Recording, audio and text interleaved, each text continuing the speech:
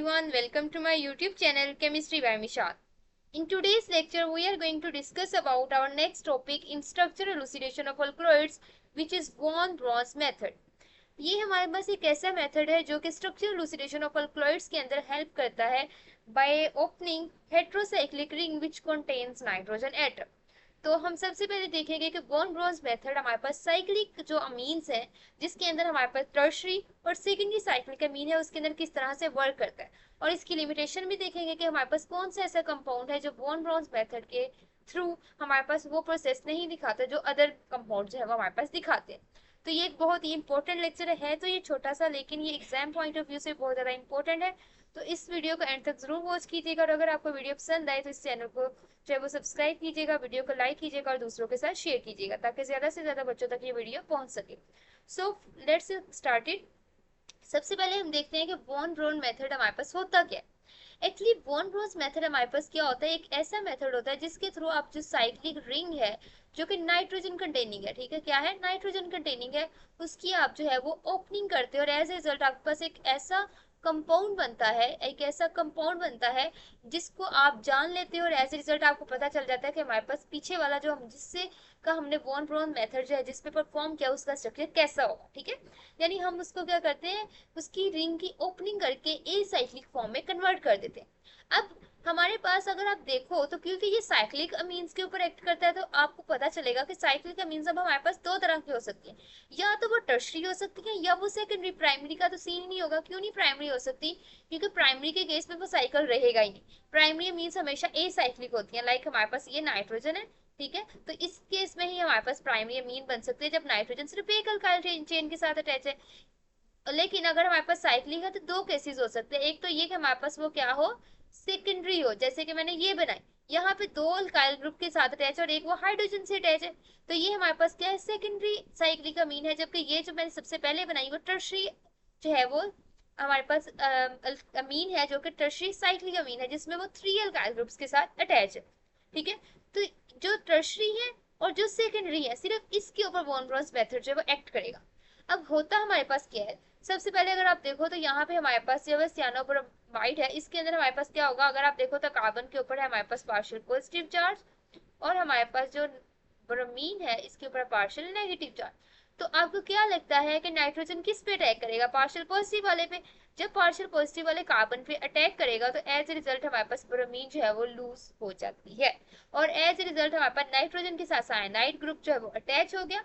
जो सियानो ग्रुप है वो अटैच हो गया और ब्रोमाइड जो है उसने उसके साथ मिलकर साल्ट बना दिया, क्योंकि नाइट्रोजन पे पॉजिटिव चार्ज, ब्रोमीन पे हमारे पास negative in the form of bromide है, और एज ए रिजल्ट हमारे पास ये एक साल्ट सी स्पीशीज बन गई। उसके बाद हम क्या करते हैं, HPH जो है वो डालते हैं और सोल्यूशन को बॉयल करते हैं, और एज ए रिजल्ट हमारे पास क्या होता है, क्योंकि आप जानते हो कि यहाँ पे हमारे पास ये साल्ट है तो यहाँ पे जो ब्रोमाइड है वो यहाँ पे अटैक कर सकता है, क्योंकि हमारे पास इसको अटैक के रिजल्ट में हमारे पास नाइट्रोजन का उसका लोन पेयर वापस मिल जाएगा और नाइट्रोजन जो है वो हमारे पास स्टेबल हो जाएगी, तो हमारे पास कुछ ये वाली जो फॉर्म है वो बन जाएगी, ठीक है। यानी हमारे पास क्या हुआ, सबसे पहले क्या किया हमने कि एक कंपाउंड के साथ जो है वो उसका रिएक्शन करवाया, एज ए रिजल्ट हमारे पास जो है वो कंपाउंड के नाइट्रोजन ने जो है वो अटैक किया कार्बन के ऊपर, ब्रोमीन जो है वो लीव कर गई और वो इन द फॉर्म ऑफ साल्ट जो है वो उसके साथ रह सकती है, ठीक है। अब जो ब्रोमाइड का जो है वो ब्रोमीन जो है वो अटैक करेगी नाइट्रोजन के साथ वाले कार्बन के ऊपर, CH2 के ऊपर, और as a result carbon nitrogen bond टूट जाएगा और नाइट्रोजन के पास उसका लोन पेयर वापिस आ जाएगा। नेक्स्ट हमारे पास क्या हुआ, अब आप देख सकते हैं कि नाइट्रोजन के साथ जो R ग्रुप है और वही नाइट्रोजन के साथ हमारे पास CN ग्रुप है, ये टर्शरी साइक्लिक अमीन्स की बात हो रही है। अब यहाँ पे जो सियानो ग्रुप है इसको हम साइनाइड ग्रुप जिसे हम कहते हैं, इसको हम कैसे रिमूव कर सकते हैं, इसकी हम क्या करवाएंगे, हाइड्रोलिसिस, जिसके रिजल्ट में CN ग्रुप जो है वो COH में चेंज होगा। नेक्स्ट स्टेप में डीकार्बोक्सिलेशन के रिजल्ट में हमारे पास क्या होगा कि ये जो R ग्रुप है ये हाइड्रोजन के साथ जो है वो एक्सचेंज हो जाएगा, और ये हमारे पास 1 2 3 4 5, ठीक है, और यहाँ पे हमारे पास जो है ये एक साइनाइड, तो ये 4 कार्बन ये और एक ये 5 और ये ब्रोमीन लग गई, और यहाँ पे हमारे पास नाइट्रोजन H और R लग गई, ठीक है। तो ये हमारे पास था von Braun's method for tertiary cyclic amines. अब हमारे पास एक और एग्जांपल है जिसमें आप देख सकते हो कि यहाँ पे बॉन ब्रोन्स मेथड ने किस तरह एक्ट किया। ब्रोन्स मेथड के रिजल्ट में जब हमने रिएक्शन करवाया यानी किसके साथ, CNBr, ठीक है, और एज ए रिजल्ट हमारे पास नाइट्रोजन की करेगी कार्बन के ऊपर अटैक करेगी और ब्रोमीन जो है वो लीव कर जाएगा और नेक्स्ट स्टेप पे ब्रोमीन ही अटैक करेगा और हमारे पास फर्दर रिएक्शन होते होते हमारे पास ये चीज एक हमारे पास बन जाएगी। यहाँ पे इन्होंने हाइड्रोलिसिस से पहले वाली प्रोडक्ट बनाई होगी, ठीक है। अगर आप इसी पर होफमैन वाला रिएक्शन अप्लाई कर देना तो हमारे पास यहाँ से रिंग ब्रेक करनी थी, ठीक है, लेकिन हमारे पास वॉन ब्रॉन्ज के रिजल्ट में यहाँ पे रिंग ब्रेक करी। अब कुछ हमारे पास लिमिटेशन है जिसके केस में हम जैसे कि हमारे पास एक स्ट्रक्चर है कोकेन का, इसमें जब हम वॉन ब्रॉन्ज मेथड का जो है वो रिएजेंट अप्लाई करते हैं तो हमारे पास क्या होता है, यहाँ से होना क्या चाहिए था कि हमारे पास रिंग की ओपनिंग हो जानी चाहिए थी और वहां पे जाके साइनाइड लगना चाहिए था, लेकिन यहाँ पे हमारे पास क्या होता है, इस तरह का केस नहीं होता, जबकि हमारे पास NCH3 का जो CH3 है वो रिप्लेस हो जाता है ब्रोमीन से। तो ये हमारे पास एक डिफरेंट प्रोसेस के थ्रू काम करता है और एज ए रिजल्ट हमारे पास ये क्या करता है कि इसमें से CH3 जो ये डीमिथाइलेशन हो जाती है, यानी साइनाइड क्या करता है वो यहाँ पे एक्चुअली हो जाता है अटैच, ठीक है। पहले N ब्रोमो बनेगा, बाद में वो जो है N सियानो बनेगा और एज रिजल्ट ये CH3 जो है वो नेक्स्ट स्टेप में जो है वो लीव कर जाता है और हमारे पास ये प्रोडक्ट बन जाती है जिसमें NCN बॉन्ड बन जाता है, ठीक है। यानी हमारे पास यहाँ पे सेम वो प्रोडक्ट नहीं बनती जो बननी चाहिए थी, क्योंकि इसके अंदर हमारे पास डिहाइड्रेशन के चांसेस हो जाते हैं। अब उसके बाद हमारे पास एक और वॉन ब्रोन्स मेथड है जो कि सेकेंडरी साइक्लिक अमीन्स के लिए। इसके अंदर क्या होता है, इसके अंदर रिएजेंट चेंज होती है पिछले वाले से। इसके अंदर सबसे पहले हमारे पास जो कंडीशन होती है वो हमारे पास होता है बेसिक मीडिया होता है और इसके अंदर हमारे पास एक इस तरह का हमारे पास यूज होता है बेंजाइल क्लोराइड, ठीक है। अब इस केस में हमारे पास क्या होगा,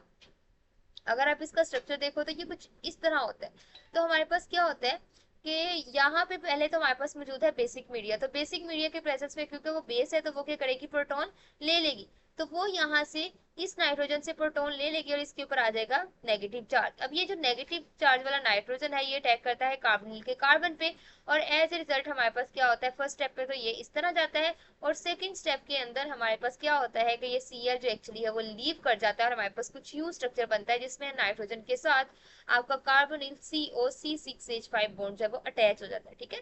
अब उसके बाद हमारे पास क्या डाला जाता है, PBr5 डाला जाता है और एज ए रिजल्ट हमारे पास क्या होता है, एज ए रिजल्ट हमारे पास ये इस तरह की एक प्रोडक्ट बनती है जिसमें हमारे पास कार्बोनिल जो है, यानी हमारे पास आप यहाँ पे देख सकते हैं NCO था, यानी हमारे पास क्या था NC डबल बॉन्ड